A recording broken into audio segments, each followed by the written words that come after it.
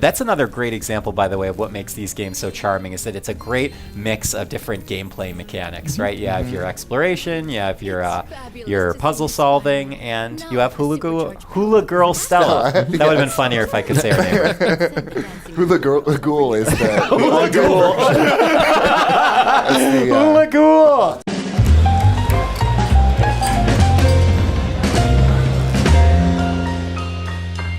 Hello, my friends, and welcome back to PlayStation Underground. On today's show, we are playing Spyro Reignited Trilogy, which is out on PS4, September 21st. I am joined by some Toys for Bob folks, senior producers Peter Kavik and Nick Livingston, and art director Josh Nadelberg. Gentlemen, welcome to the program. Hello. Hey. Oh, hello. It is good to have all of you here. We are actually taking a look at Idle Springs, which is a level in the second game of the trilogy. And Nick, if I can start with you, this is kind of one of the first deeper dives of Game 2 that we're seeing, correct? Yes, it is. One of the first levels we're showing off is Idle Springs. They've locked us out of our temples and stolen our food. Oh no! So yes, I wanted to give Foreman Bob a chance to speak and not talk over him, but this level is all about foremen who have been wronged by idle monsters. The big thing about Spyro 2, the big difference between Spyro 2 and Spyro 1 is whereas Spyro 1 was all about collecting dragons and rescuing dragons, Spyro 2 introduced this whole other world of NPCs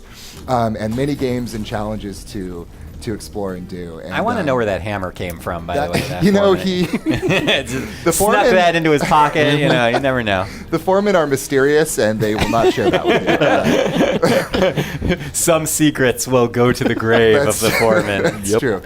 We've asked them. So Spyro 2 also introduced swimming. So in Spyro 1, you could not swim. In Spyro 2, you can, obviously, as Rustin, who's playing right now and killing it, is showing you. And Spyro is able to swim safely as a dragon. This is good to know. He is. He is waterproof. Well, he learned a lot from the first game. Moneybags teaches it. Yeah, Spyro 2, that's right, for a small fee. Locked in here with all our tools, and the giant idle heads won't let the workers in unless we can solve the 3 puzzles they've got. Okay, got it, bud. The voices are so fun. The voice is so I good. love Foreman Bud.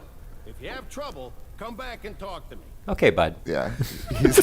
Hold on a second. Quick lore question here. Yeah. Do all the foremen in the universe have names that start with B? Oh, yeah. Yes! For sure. Oh, I love it. And for us, we want to get this right. The most important thing for all your work is to make sure all the foremen have B names. But truly, though, this project has been a particularly challenging and wonderful opportunity for us because fans care so much about every detail, and we do too, and we want to get it right. So all the characters have the same names, and that's all we've done. All the characters have the same names. All the art has been lovingly recrafted. Sorry, you got this, dude. It's been lovingly recrafted. All the levels are. So we actually built a tool for this game so that we could make sure that we were getting all of the gameplay exactly right. So we built this tool called Spyroscope, which allowed us to, because we didn't have access to the original assets, we had to build this tool internally that allowed us to extract all of the original mesh, original placements, and even the pathing of the characters, so we could bring that into this modern recreation that we're doing now. So I remember when I first saw it at one of our engineers' desks, I was blown away, and it's been a huge undertaking for us to get this right, but for us, getting this exactly right for the fans is This idol something we says take he's super hungry and seriously. won't be satisfied until he's swallowed 10 fish. So watch what kind of fish You know what, bud? I also have a sensitive stomach, and I understand. Sometimes 10 fish, you have to make sure I love that they're it all reminds cooked you properly. that the idol is very picky. Yes, I love the very idol. picky. Yeah, and that's another thing, is just the amount of variety in these games is really bananas. There are idol monsters, there are hockey players, it is just those, and no other examples. Oh, no, nothing else. Just hockey players and idols. No, They're capybaras driving cars and boats. Josh, can you just list some of the things in these games? Some of the over 400 characters? Because it is amazing the amount of content that Josh specifically has led the art direction on. And oh my done God, amazing but job. an amazing team of talented concept artists and modelers and animators. I can't tell you how much effort went into bringing this world back to life. Like Nick was just saying, there's 3 games with over 100 levels and 500 plus characters, maybe 600. I haven't counted Yeah. recently. 10 million. But yeah, we took the original characters from those games 20 years ago and tried to do our best job of maintaining the spirits of those characters, bringing as much new energy to them as we could, and the team really just stepped up. And I kind of want to overemphasize this. It's, for our audience, it's not like you guys took the Spyro games and just turned a dial up and you're like, I'm just gonna turn up the visuals to 11 and it's gonna look way better. By the way, I if mean, you're this aware is of where that dial exists, please let us know. Oh yeah, Yes. please. Oh my God. We lost it. that's actually exactly what we did. but Josh, to the point though, is that this is very much, as we were talking about before, a craft for your studio. I mean, you guys had to go in there and by hand and very meticulously kind of go over everything. Everything, every inch of the world, every character. Like Nick was saying with Spyroscope, we actually extracted the original level meshes so that we could take screenshots of important vistas and paint over them and try to find like the best way to enhance it and modernize it. We did that with the environments, we did that with the characters, we did that with literally everything. The animations, we looked at what the original animation looks like and we riffed off of that. Like we were trying to be as reverential to the original stuff as we could possibly be, and there were some cases where we took our liberties where we thought we could improve upon things or make things more fun and playful, because that's kind of what Toys for Bob is about, is like finding great wacky things that get us psyched. So for example, we just saw the idol who had a metal shield, and these guys all have like marshmallows on sticks, so we turned his metal shield into the top of a barbecue. Of course, because why wouldn't you? Because why wouldn't an Yeah. idol who has a hot dog on a stick also have a barbecue? Yeah, of course. Peter, maybe you can speak to this too, because you've been awfully quiet over I there, have been. sir. I just chime in a little bit, that's all. But tell us a little bit about, I know that exploration is key in this game. I mean, is that something that you guys embraced during the development process? Yeah, I mean, that's part of the heart of what made the original games, especially, like, for me, I can speak clearly for me, but it's this world of awe and wonder. Like, you're a little kid out there saving all of the other dragons and helping all these worlds become, like, free. So making sure that all of the pieces were coming together to give you the sense of wonder and awe as you're exploring and finding all these new places in this gigantic world was key. And now we're going to see another little puzzle action here. Yeah, another little puzzle. Oh, bud. Can we install this giant glowing stone dance floor into my home? Because Yes. that would be really nice to have. I We feel can. it would really bring the room together, I think. I like that it also gives you difficulty level for the challenges. It does, yeah. That is in parity with the original games. You're like, and we chose those at random. There's no rhyme or reason to the difficulty settings. That's right. We feel it out. We just feel it out.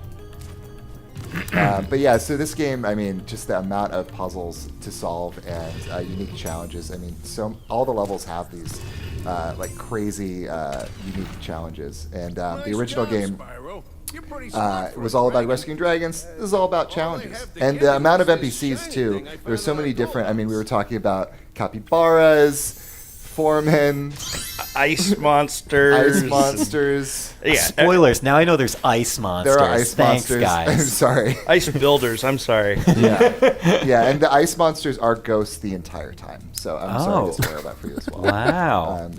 I would have never known. No.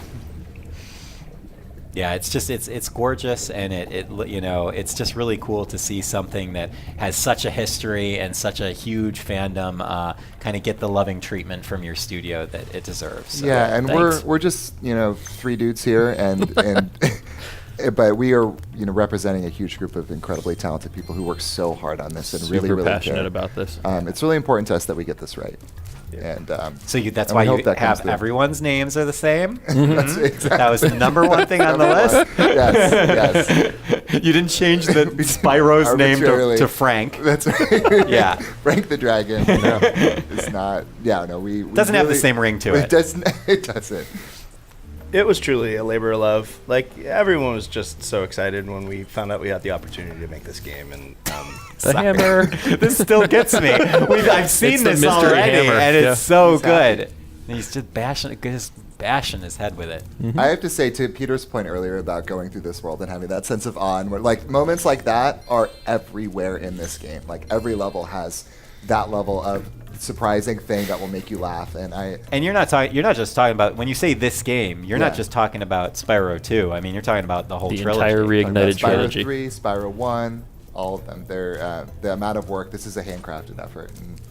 And and our team really wanted. Would you say it's an artisanal effort? I would say Oh. it's artisanal. It is free range as well. That was important to us. Yeah, this is.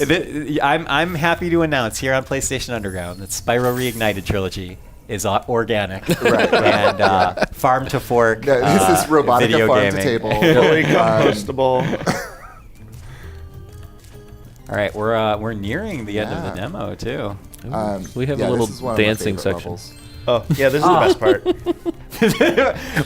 You weren't ladies and kidding about your gentlemen, dance floor. It's all been leading up to this. You got a little platforming action in there, though. That's another great example, by the way, of what makes these games so charming. Is that it's a great mix of different gameplay mechanics, right? You have your exploration, you have your puzzle solving, and you have Hula Girl Stella. That would have been funnier if I could say her name.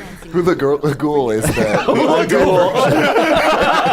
Hula Ghoul. haunted version. Yes. But no, seriously, like this game. I mean, the games are all about exploration and discovery and puzzle solving. And for us, when remastering this, we wanted the Reignited Trilogy to honor the original game. So from a gameplay perspective, Nice. we wanted to keep it the same because the game's already fun.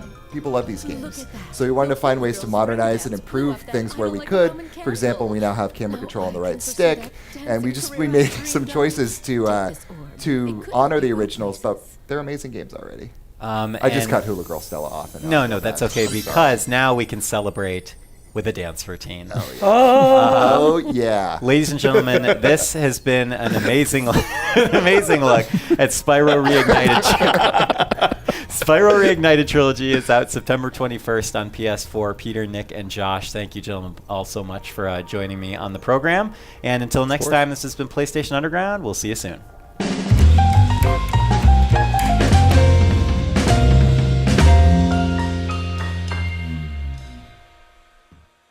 PlayStation